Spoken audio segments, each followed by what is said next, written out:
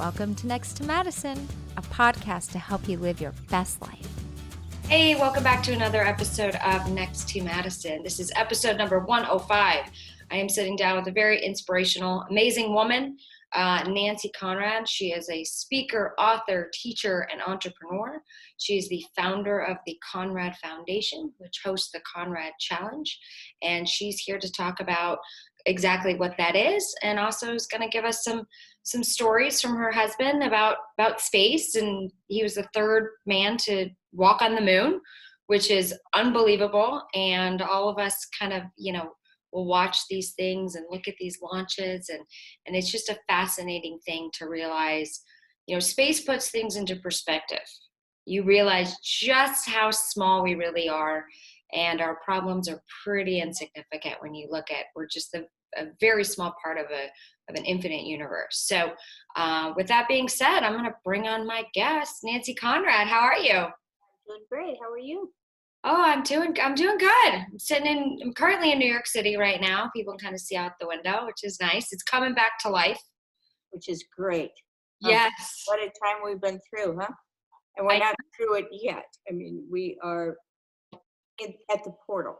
Exactly. So I escaped New York in October. I'd left before, and then I came back, packed up my apartment, said I'll come back when it's truly open. And I left, and so now I'm back here for work, and it's interesting to see it starting to come back. It feels more normal. You're seeing less mask on the street outside, which makes it feel less pandemic-y, which is nice. A new word. Yeah. And we're blessed. Look at the poor people in India. My God, horrible. It's just tragic, and you just wonder, why it hit so hard, but their population's so large and they're so close together. I mean, that's when New York got hit so hard, because we live on top of each other. Exactly. And even those who don't live on top of each other. But I mean, this has just been an awakening of humanity, in my opinion. And really, we are our brother's keeper. You were married to the late astronaut Pete Conrad, so I want to start there. Okay. He was the third man to walk on the moon. What were when he left for these missions, how was that for you? So let's clarify here. I am chapter 2. So I was not there when Pete lifted off. I was there when he did other hairy things, but that particular hairy moment, I wasn't there. And I mean, I bow deeply to all the women who were the first wives of these guys. That was tough duty. They were home raising the kids, basically. And these guys were training, and flying. And it was scary. Pete's ex-wife talked about that she felt safer when Pete was going to the moon than when he was flying as a test pilot, because there were so many accidents and so many deaths when these guys were flying as test pilots, where there were 400,000 people glued at mission control to the safety and the mission of each Apollo flight. And as you know, the only one that didn't quite get there was Apollo 13. Yeah. Apollo 17 was the last flight to the moon. So now we're talking about going back to the moon on Artemis, which will have a woman. They're talking about a woman's boots on the moon. And I keep saying, why can't it be a stiletto? Come on, That'd be funny. Much better in heels than boots, I think. Or at least a high-heeled boot, for heaven's sakes. But space is now very much back in our conversation, which is really exciting. And we got the Space Force now. Yeah, we've got Space Force, we've got commercialization, privatization. My late husband was really at the very beginning stages of that. And really the whole foundation for what Branson, Musk, and Bezos are doing today stands on Pete's shoulders. Isn't that amazing? So he was really the bridge between Mercury and the future, the whole history of the space program. So, it's very exciting to see what's happening now. And there's so many challenges and issues and exciting things. And every day there's a new company that pops up that's doing something in what they're calling new space. And part of what happens through space is solutions for Earth. Yes. Yeah. So exploring is really, it's out there and it's far away. And of course, ISS is not even close to as far away as the moon was. The moon's 240,000 miles from Earth. And I think, and it takes about 19 hours to get to ISS and 3 days to get to the moon. So that's deep space, and ISS, you can see the overview effect. They all talk about it, where you see the blue, little narrow piece band of air that surrounds Earth. That's our protective layer. That's our ozone, which we're kind of messing around with that too.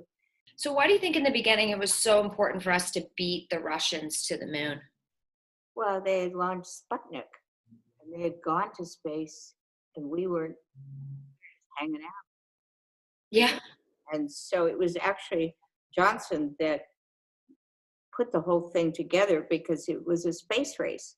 Mm-hmm. And if you go back into the history of all of this, it was Johnson that really was the one that was excited about beating the Russians and going to space. And he sold it to Kennedy, and he sold it across the aisle because he could work both sides of the aisle, which is why we have Johnson Space Center in Houston, PS. And we went because the country was stunned by the fact that Russia had gone into space with Sputnik. And so Kennedy said, we're going in the next 10 years. And it happened before that. But the issue is, we had nothing. We had no rockets. We had no astronauts. We didn't know what we were doing. We didn't know how to, anything. We started from ground zero and created a space program that to this day is highly successful. And you look at that achievement, and of course now everybody talks about moonshots. And, how do we do the next moonshot, the education moonshot, the health moonshot? It's really about bringing government, industry, and academia together with the special sauce, which was collaboration. And everybody was working toward a common goal to get man on the moon. And of course, now we get to send women too, but that's another conversation. Yeah. So it was, the whole country was dedicated to it. There were some that thought, oh, we shouldn't go, and we've got people starving on Earth, and why are we doing this? Well, the technological advancements that came from those missions, from the tennis shoes you're wearing to the phone you walk around with, to the satellite technology, to the internet, all of that came from those days of exploration. So rather important thing to do. Yeah, and it's just amazing to think back, and that the first person that thought about going looked up in the sky and said, I wonder where it goes. And we still don't really know. I mean, there's so much we don't know. Even talking about going to Mars now, there's so many challenges about a Mars mission. It takes a really long time to get there, like a year and a half. Wow. And Pete used to say, oh, there's that little bug. Pete used to say the biggest problem is boredom. What do you do? Yeah.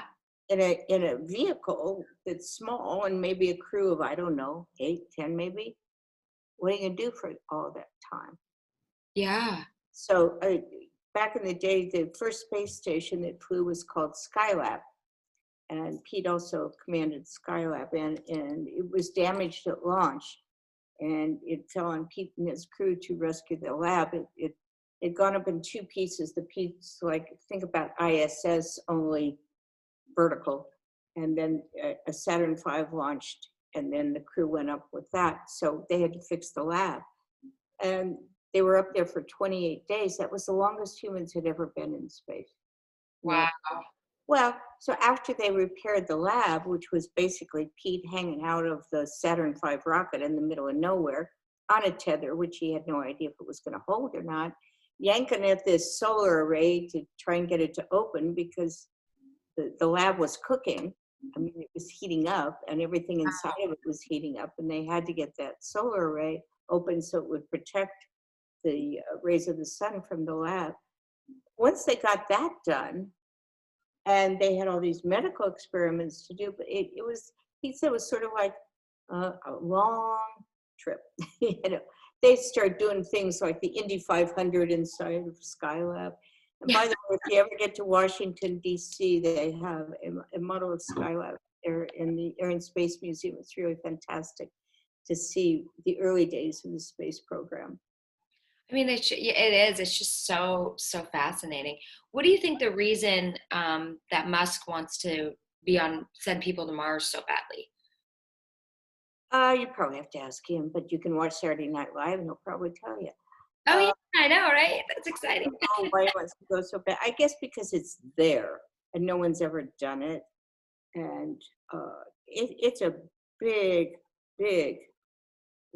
it's a serious thing. I'm not sure we have a propellant that can take us. We're going to have to figure out a way to make artificial gravity because of the effects on the human body for long-duration space flight.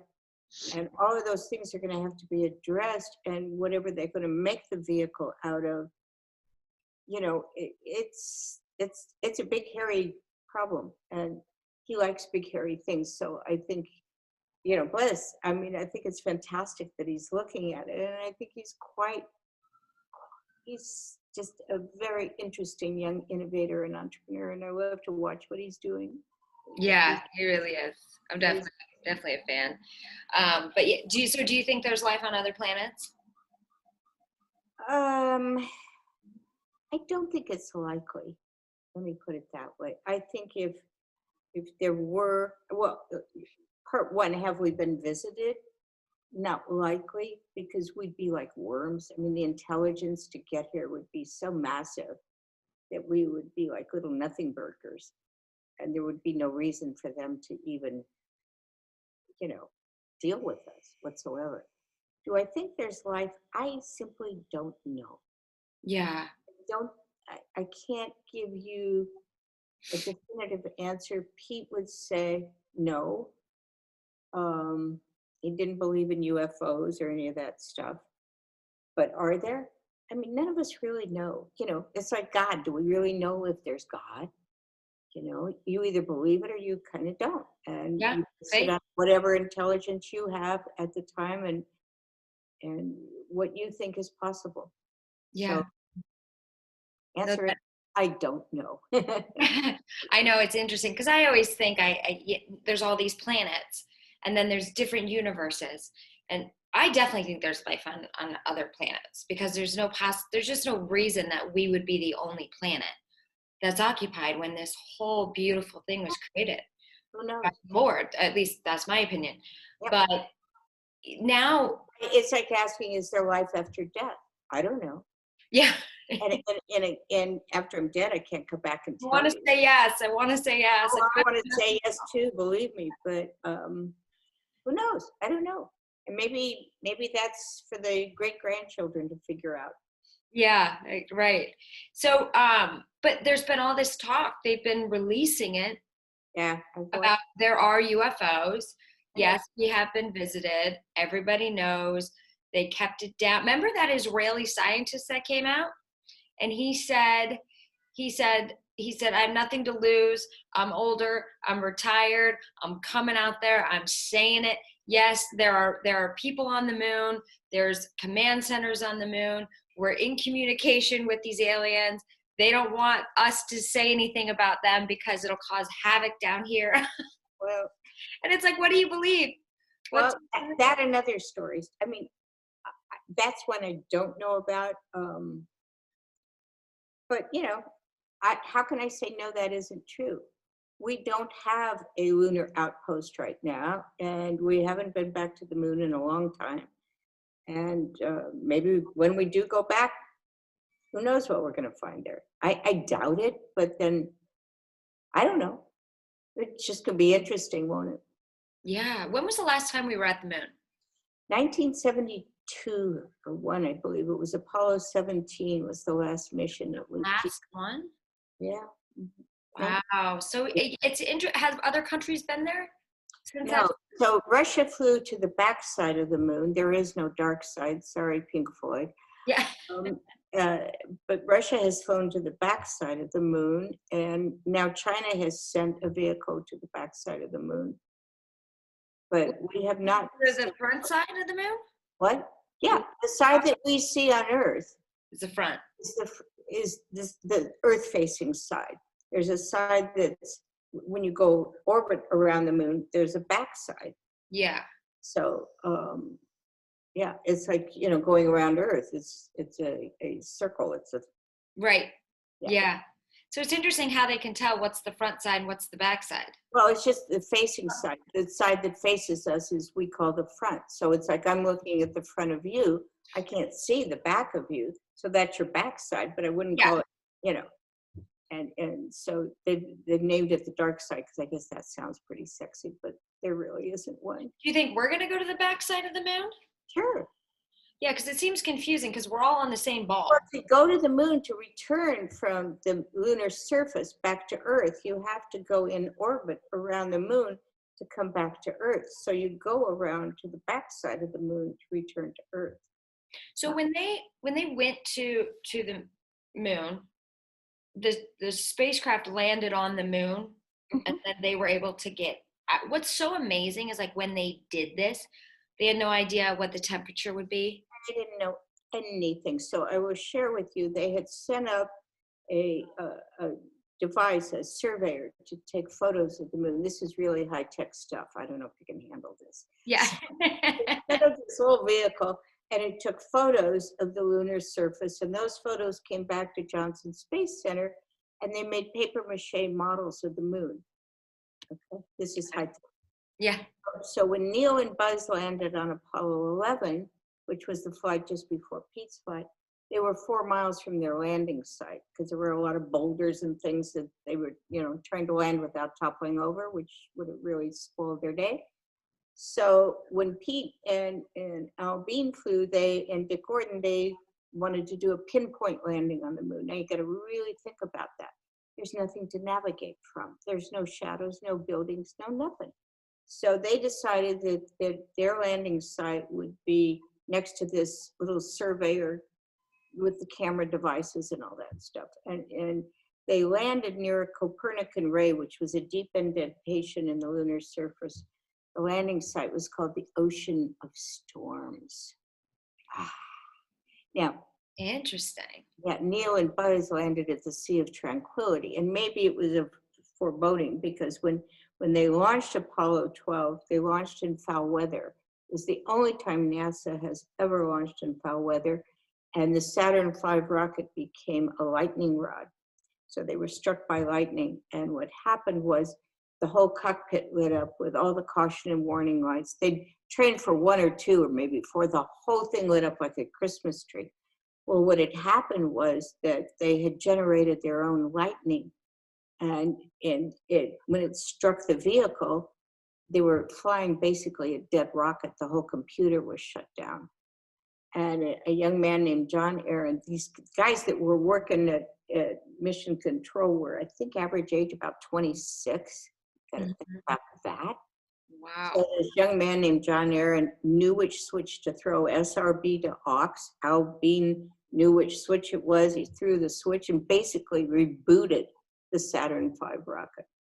So they're chugging along. They get to the moon finally, and after a lot of hairy moments, going, "Oh my God!" Because you can't get out of a shuttle once you launch, but you could get out of a Saturn V. There was an ejection. There was a 2-minute dead man's curve, and so Pete's sitting there with this whole thing like a Christmas tree, in a go no go, and fortunately, Al Bean knew where the switch was. Anyway, so they get to the moon, and as they're coming down, and you can listen to the voice tapes, it's extraordinary. They're so excited because right there where it's supposed to be is the surveyor. So here's a story that's not in history books. So they land next to the surveyor. They conducted all these scientific experiments. They took science to the moon. So they had magnetometers and seismometers, and that's when they learned that the moon is hollow. It's like a thermos bottle. It's got a solid center and then an air vacuum around it, and then the outside shield. So when they lifted off to return to the command module, it reverberated through the moon, and that's when they knew that it was a thermos bottle. All right, so there they are next to the surveyor. So they were supposed to bring the lens cap back off of the surveyor back to Johnson Space Center because they wanted to examine it. It had been launched about 3 years before Pete and Al's flight on Apollo 12. So they get it back to Johnson Space Center and they put it under the heat lamps. And lo and behold, there's bacteria that comes to life in the heat of the heat lamp. So they start thinking, whoa, is there life on the moon? Yeah. Well, here's how stories start. You know, maybe this guy, who knows what the guy in Israel's story is, but so what they finally ascertained was one of the lab technicians who had packed up that lens cap sneezed. The spicule of the sneeze got into that lens cap. It went to the moon. Here's what's extraordinary about it. It survived and came back to life. So to tell you how potent bacteria is, Wow. which is, you know, we're dealing with this now with this pandemic and the virus and all these things that are, you know, our breathing and our ability to, or the capacity to infect each other is Yeah. horrific.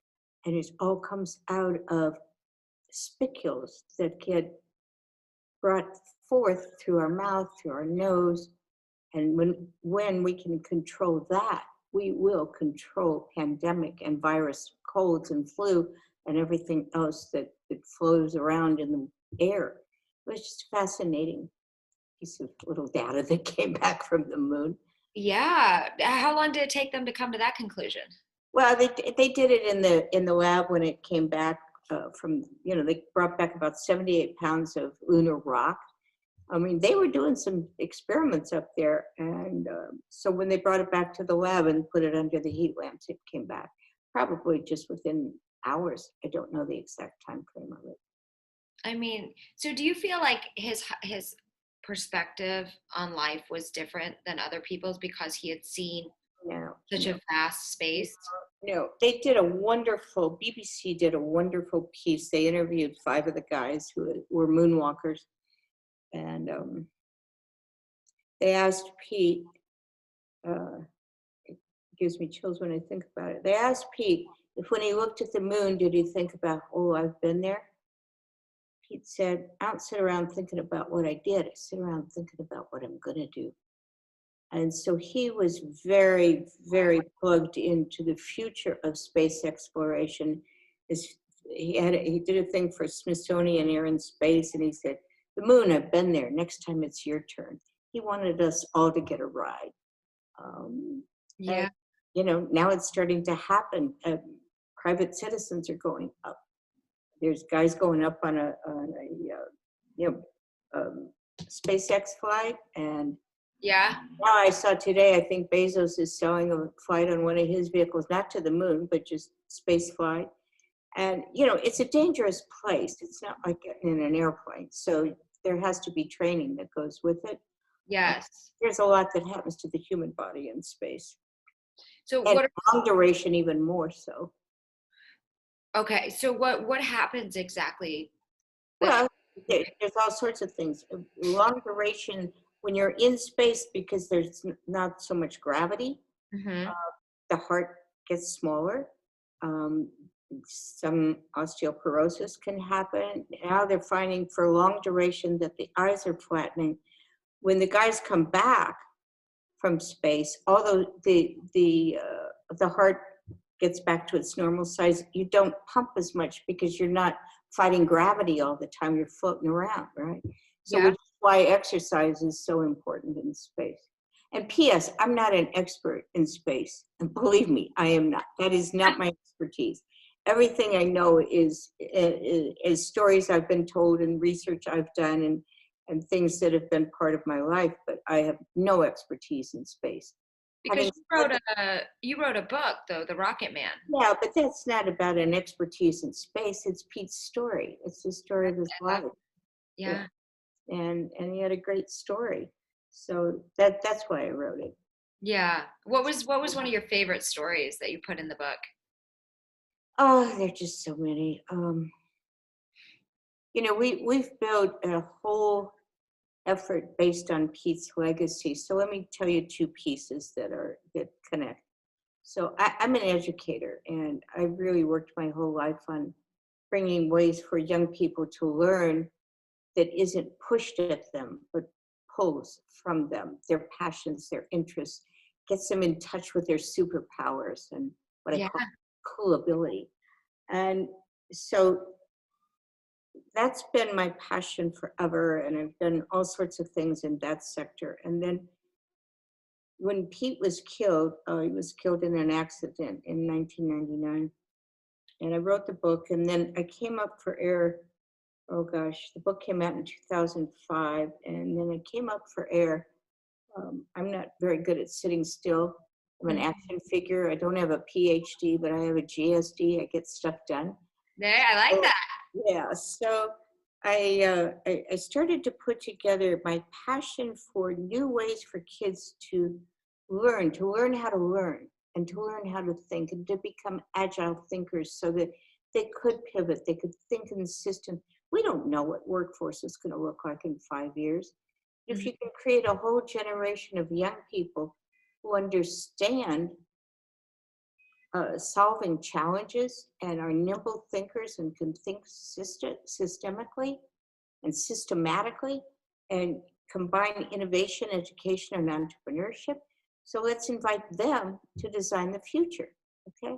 So that was what was rolling in my head. And then Pete's legacy was really that piece of innovation, education, and entrepreneurship pulled together. Pete was a young man who understood machines, understood flying. He had trouble reading and spelling. They didn't know what dyslexia was, and they thought he was stupid.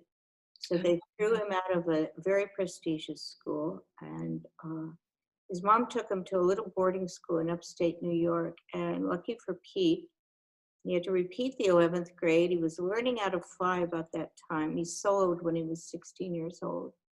And lucky for Pete, the headmaster at that school saw something in him. Yeah. He took him under his wing. And Pete ended up with a scholarship to Princeton. And it was compliments of the Navy and Princeton. And he became an aeronautical engineer.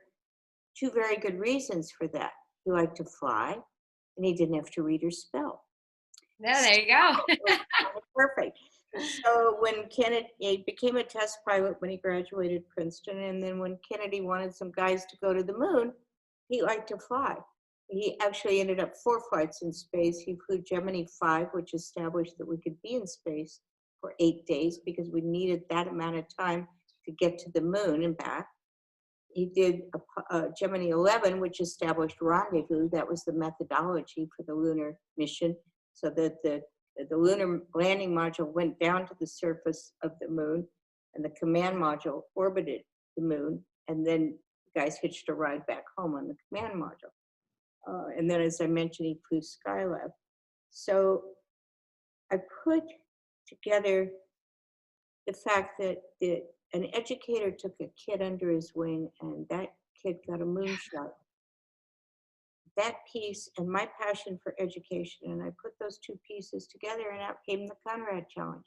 We've been doing it for 15 years, man. It's all over the world. Wow. Yeah, and kids work together across cities, states, countries, socioeconomic levels, genders, they don't care.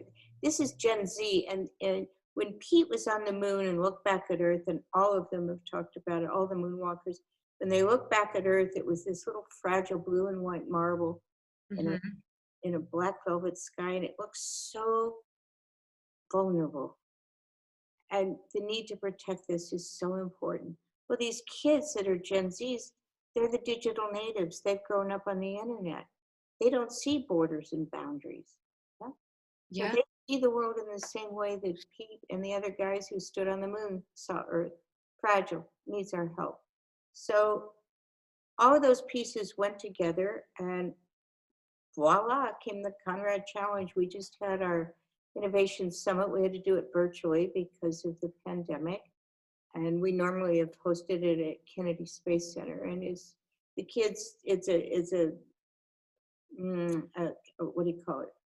It's a difficult competition. The kids write business plans, market studies, they make prototypes, they create commercially viable products to solve challenges in aerospace, energy, cybersecurity, and health.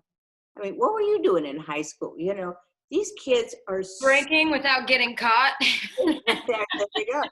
So I mean, it's incredible. So we just hosted that, and we just, the kids that win become Pete Conrad scholars, and we also have power pitch winners.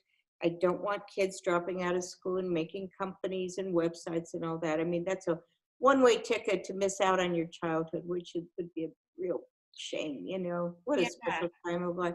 But what it does is it builds a whole global community of these kids and a whole network, and they stay with us for many, many years. We also have a very large alumni organization that's all over the world. And it's a ticket to great college career because it has great credibility for their portfolios, and it's fun. I mean, Pete Conrad is all about fun, so it's got to be fun. How do kids sign up for this? So it's on the internet. We'll launch again in August, and they just go to conradchallenge.org and put a team together. If you can't find a team, let us know. We'll help you find kids to work with. They must have a coach. The coach has to be an adult, can be a parent, a teacher, after school person, a university student, but they must have an adult work with them. And so it's really driven by the students. They pick their topic, they pick their coach. Some of them get full patents. We've got, 14-year-olds. I was going to ask that. Yeah, if they come up with something, how do they protect their idea? Yeah. So all of them that come into the finals get provisional patents. So they have to learn the whole process of patenting. And then some of them get full patents. We have some top IP law firms that work with our kids, and one of the prizes is a full-on patent. Can you imagine being like 14, 15 years old and have an IP, really? That's pretty cool. I'm jealous. Yeah. That's so cool. And, there's great stories of what all these kids have done. And so are there any products on the market that were? Yeah, there are. And I'm not pitching their products, but the answer is yes. And some of these kids are now, I'll tell you a classic story. I'll tell you two classic stories. There was a team of kids, in about 2010, that were working on an energy product. And they didn't do that energy product. I really thought it was a great idea, but they worked on it during the summer, and they decided, nah, we're going to do something else. They ended up creating a product, and it got well funded, and it's on the market. It's Undercover Color. It's a nail polish and an app to detect date rape drug in cocktails. Many of the universities, so they're on the market. They raised many, many millions of dollars to get that product deployed. So the girls paint their nails? It's a nail polish, and if you get a drink and you stick your finger in it, it'll change color if there's date rape drug in it. How is this on every college campus or every school? It's not on college campuses, not to mention. That's amazing. Yeah. So one of those students caught the entrepreneurship bug big time, and he ends up at a venture capital company. And I had taken him and another student to an event that was on the floor of the New York Stock Exchange, which was college students pitching their product ideas. So fade in, fade out. Here's this young man that has come through our competition. He went on the floor of the stock exchange with a pitch session with a bunch of college kids. He ends up in venture capital. The venture capital firm ended up funding one of the teams of kids that he saw on the floor of the New York Stock Exchange 10 years ago. Crazy, huh? I'll give you one more. Wow. There was a team of sisters, and NASA had asked our kids to create a nutrition bar that met NASA standards, that was suitable for long duration and exploration spaceflight. And so these sisters created a nutrition bar, and one of them ended up at Columbia, one was at Cornell. They ended up flying that nutrition bar on a shuttle flight that was Mark Kelly command. Mark Kelly is the brother of Scott Kelly. Yeah. Scott was the twin that was in space for a year. Okay. Mm-hmm. So they're back. the older sister, who had been at Cornell, ends up in the space business, working for a satellite company. Okay, hold that for a second. The second director on my board was a former deputy administrator of NASA. And I brought him into Pete's company when Pete was killed. And he has ended up doing a lot of things in what they call new space, which is next generation of satellite technologies and Earth observation things of this. So he's working on this satellite that is monitoring methane gas on the planet, right? Mm-hmm. So he gets on a call with the satellite company, and who's on that call? This student who did the competition in 2010, who caught the space bug, who loves working in space. And he said, wait a minute, is that you? Sure enough, it's one of our kids. This is what happens. It's just off the wall. Oh, it's really cool, and it's really fun to see things like that. Yeah, what an amazing thing. Yeah. I think that I would definitely, if I have kids, like would almost encourage them to do this. Well, I'd probably force them, but I'll use the word encourage because it sounds strongly encourage. How's that? Yeah, exactly.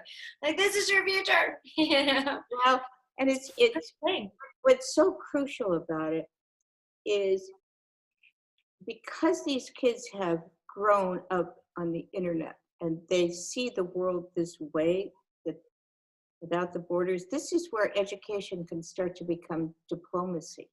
Yeah. You know, I mean, peace could break out. These kids don't make wars. These kids are solving things. Yeah. And we see teams forming across, you can't believe what happens. It's just, you know, the UK and Singapore and Korea. And I mean, it's just all over the place. So it's really fun, really fun. And the kids have a blast, and they begin to really understand how fun it is to be smart and to solve things. Uh-huh. Yeah. Absolutely. And how many teams are allowed to compete each year? As many as they want. Isn't that wonderful? Oh, that's great. It's an open innovation. Y'all come, as they say down at Houston. Yeah. Is there anything for adults? Well, the adult product idea I need help with. The adults come in as subject matter experts and judges, and it's been really great. The alumni host a lot of workshops with the kids and bring people to these workshops that you may never have heard about, that are absolute rock star wizards, whether in venture or space business or not-for-profit, all over the place. And so you get to learn from people that are extraordinary and accomplished. Yeah. It's not star power, it's human power. So it's really fun for the kids. And they, as I said, they really begin to tune into their own special sauce. So that's fun. Well, that's great. So, I mean, you're really leaving a mark and, you know. Well, it's impact. It's an honor to do it. You know, it honors Pete's legacy. He was just such a fantastic human being, and he was full of life and never full of himself. Yes. And he wore his celebrity. He wore that celebrity so in such a humble and lovely way. I mean, he was just a good guy, you know. Yeah. Really good guy. Yeah. But he is missed, and in the book it says he was the third man to walk on the moon. He was the first to dance on it. So if you see, there's very little film of the Apollo 12 flight because the camera got pointed at the sun by mistake and it burned out the lens. But when you see them on the moon, I mean, they're dancing around and singing songs, and I mean, they had a blast. It was three best friends and their ultimate adventure, and they were best friends their whole lives. And now they're all right near each other at Arlington Cemetery. That's amazing. Yeah. Wow. Yeah. So what's your thoughts on the Space Force, and what do you think they're going to be? I think, you know, there's a lot of junk up there. Okay. Something like 22,000 small pieces and 7,500 big honkers. And there's satellites up there that if something happens to those, they could blow out everything, banking, energy, everything. So I think it's important to protect assets. I mean, we have bank accounts to protect our money. Why wouldn't we? Everything's digital now, so Yeah. we can't afford to go down, so to say. Cannot. And there are rogue players, shall we say, on the planet. And there are people that aren't concerned with human good. I mean, look at all the cybersecurity risk we go through all the time. I know. And some of that is satellites in space and stuff. So I'm not terribly familiar, and I don't really know that anyone is, with everything that Space Force is doing. But I do think it's a good idea. I think time has come where, as we go more and more into space, you have to be mindful of not only the junk. And by the way, that'll probably be the first really commercial company. That and mining stuff on asteroids. There's tremendous minerals in these asteroids. Oh, wow. I didn't hear about that. Wow. So do you think we're going to find minerals that we have never discovered before? Well, on the moon, there's helium-3 in abundance, and helium-3, we have to figure out how to get it back here, but it's a clean source of nuclear energy. So that's a business. It's a whole infrastructure that has to be built, but Yeah. that could happen. And some years ago, there's a guy named Lee Zlotoff, who's a brilliant, brilliant writer. He had done a thing called Plymouth for Disney. He ended up doing MacGyver. I'm sure you know MacGyver. Yeah. So Lee hired Pete to be a technical advisor on this thing called Plymouth. And it was the story of the first settlement on the lunar surface. And they had so much fun with Pete, they put him into the script. You could pull it up on the internet if you want to watch it. It's kind of a hoot. Okay. And in the story, there's a woman that has to deliver a baby. And so they had to figure out how to do artificial gravity. And I think that's going to be one of the most important things that we can figure out. Because if humans are going to live in space, we've got to figure out a way for, if someone has a baby with 0G, it's going to be a fish. The spine will never be vertical. Right. These are just some of the things to think about as we think about colonizing the moon and Mars and things like that. Isn't that? And then you think about, wow, that's amazing, all the innovation. And then there's part of me, as a religious person, I'm like, don't mess with it. Like, it's not we weren't meant to go there. Well, stop doing God's job. I just don't, we don't know what we don't know, right? Yeah. We don't know about UFOs. We don't know.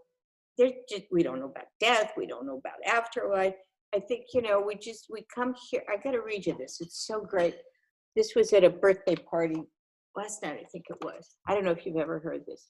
It says, life is not a journey to the grave with the intention of arriving safely in a pretty and well-preserved body, but rather a skid-in broadside, thoroughly used up, totally worn out, and loudly proclaiming, wow, what a ride.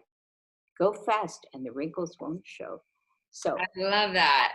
I think that we just squeeze the joy out of every day that we have. It's a gift to us, and do good work and try and do something so that the future looks better than when I grew up. So more accessible to young people, and just try and be a good guy, even if you're a good gal. That's what we got to do. Exactly. And if we do that, a lot of the discord and the hatred and the violence and all these things that go on today just makes me so sad. I know. Just, we're just all strangers in a strange land here. Why do we have to have all these things that are mean? Right. It's important to be kind. And, I think a lot of our, people's hate and anger just comes from, ego, which is not a healthy emotion. Jealousy is a terrible emotion. Well, there's only two things. There's love and there's fear. And that's all there is. Yeah. On the fear side is the jealousy, the racism, the anger, all the icky, ugly, dark things. And on the love side is all the happiness factors. Yeah. So everybody's got a choice. You can do the fear piece or you can do the love piece. It's up to you. And I'm not a flower child by any stretch of the imagination. Right. But I just think, why make it so complicated? I agree. I know. We're here to love and enjoy life and make it the best we can. Good work. Do some good work and contribute to the future, and what the heck? I love it. I love the line. It says, go out thoroughly used up and worn out. Amen. Yeah. All the Botox everybody does, there won't be any wrinkles. Well, you won't even be able to move your face, for God's sakes, Everybody will just be frozen. Right. Just like what is this? If there are aliens, they'll come down and visit us and be like, nobody has any expression. They're just frozen. Look at those humans. They're all frozen. They look good, but they're all frozen. What's wrong with those people? They don't even smile. Your face doesn't move. Yeah. So before we wrap up, where can everybody find you? Is it ConradFoundation.org or? Yeah, best place is ConradChallenge.org. Okay. And there's a place, I think it's called info@ConradChallenge.org. So emails can come to me through that. Okay, wonderful. Yeah, or I don't mind answering emails. She said with her hand in her face. Yeah. No, I don't mind. It's nconrad@conradchallenge.org. So I'm happy to answer questions if I can. I am not an expert in space. No expert. Yeah. But I know just enough to be a little dangerous. Well, I love it. That is great. So you guys, and of course, all the links to Nancy's information will be on the website at nexttomadison.com. You can also watch the interview there. You can see that I'm in New York City. And sorry if it's a little loud. I forgot in New York, you could basically be on the 44th floor and still hear somebody fart on the street. I don't know how that's possible, but it happens. So the cars and everything, and it's not even busy here yet. So I apologize for the interference. And Nancy, thank you so much for being my guest and sharing your story. And thank you everybody who's listening, wherever you are, for tuning into another episode of Next to Madison, and we'll see you next time to find out who's next. Hey, your host here, Madison Malloy. Please make sure to subscribe to the show on all podcast platforms, and please rate and review us on iTunes and Spotify. Also, if you have any questions or comments, you can email us at contact@nexttomadison.com. I thank you again for listening. Bye.